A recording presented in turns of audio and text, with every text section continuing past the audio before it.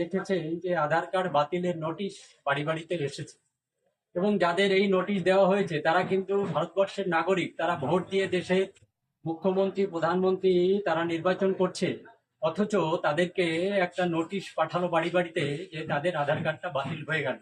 এই আধার কার্ড এর সঙ্গে যে লিঙ্কগুলো করা হয়েছে সমস্ত কিছুর সঙ্গে, ব্যাংক থেকে শুরু করে রেশন কার্ড থেকে শুরু করে সমস্ত কিছুর সঙ্গে আধার কার্ডের একটা লিঙ্ক।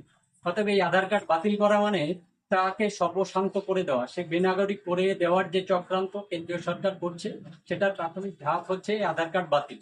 এর পরবর্তীকালে এনআরসি চালু করা হবে, আমরা যেটা খবর পাচ্ছি। আধার কার্ড বাতিল করে দেওয়ার পর যখন এনআরসি চালু করে দেবে কেন্দ্রীয় সরকার, তখন কিন্তু যাদের আধার কার্ডটা বাতিল হচ্ছে তারা কিন্তু আর ভারতবর্ষের নাগরিকত্ব কোনোদিনই পাবে না বা এনআরসি তালিকায় তাদের নাম থাকবে না। এর বিরুদ্ধে আমাদের প্রতিবাদ, এর বিরুদ্ধে আমাদের আন্দোলন, যে নিঃশর্ত